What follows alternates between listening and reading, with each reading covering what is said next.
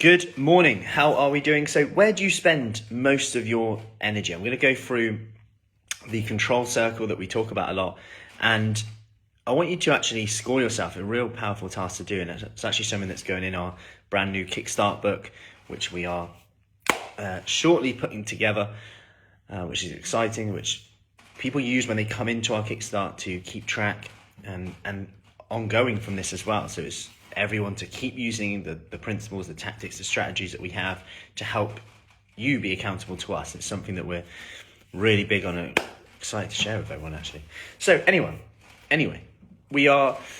think about our energy. We've got a pot of 100% of energy, right? There's some energy there, and we're not just born with it. We're not just like waking up with energy. We have to go and create it. Now, this is a different conversation. But the energy we do have, where are we spending it? Some of it is going to spend a lot. Some of it is actually going to give us energy. Now, I want to share this little circle. So if you're listening to this, you might want to come on YouTube, Facebook, whatever it is, in here. So on here, first off, you've got the most of your time and energy and emotions. This is where we want to be spending it here. The things I can control. My thoughts, what I eat, my exercise, how I respond to situations.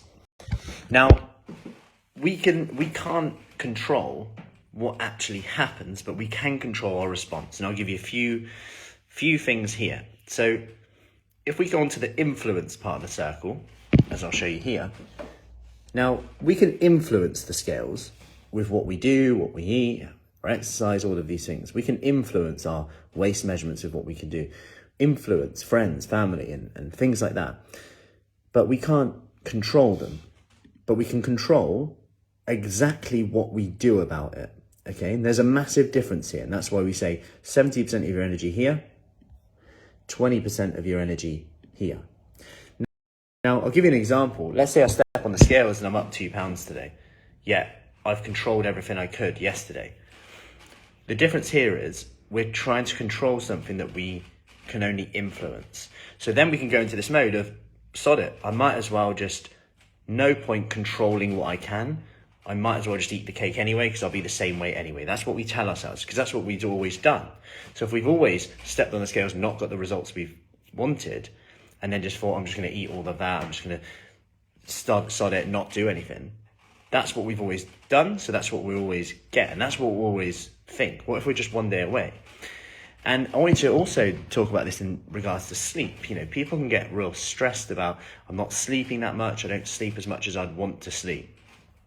And sometimes and it's my mistake, I delve into, okay, have you tried this? Have you tried this? What's your bedtime routine? And we're talking about all this stuff.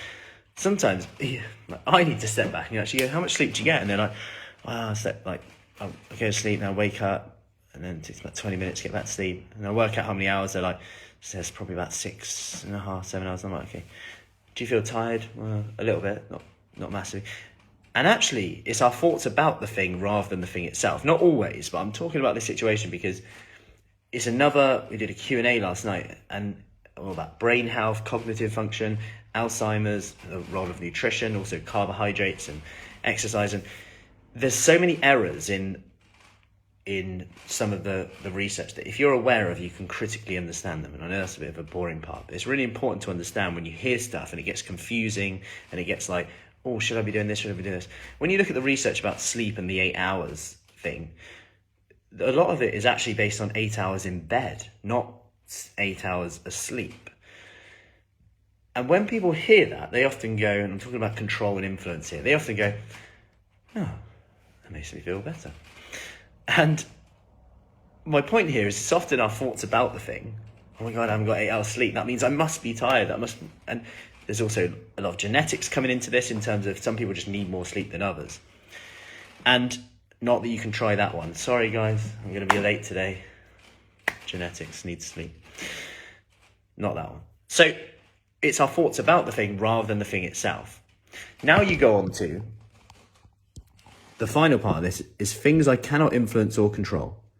Yet, when you look at this, how much of our energy are we actually spending on things we cannot influence or control? The weather, traffic, what other people say to you or think about you, the news, politics, all of these things that we can't influence and control like immediately today. And we're spending so much time on this, thinking about this, I should be doing this. And then the result of that is we waste our energy, and we can't control the things that we can control, which we know will give us more energy, which will probably, if we're ever going to influence those things, give us the energy to influence those things. So I hope that helps. And I hope today that gets you focusing a bit more on, okay, where's my energy going right now in this moment? So a question for you today, if you're ever in that state when you feel maybe a little bit anxious, maybe a bit stressed, maybe a bit like, oh, this is happening, go into that stage. Okay, where are you spending your energy in that circle right now? Is it on things you can control? Is it on things I can influence? Is it on things I cannot influence or control, and I'm just spending my energy there? Sometimes I just need to accept, right, I can't influence or control that thing right now. I'm going to park it for 3 days. I'll set my alarm for 3 days' time. And put panic in your diary.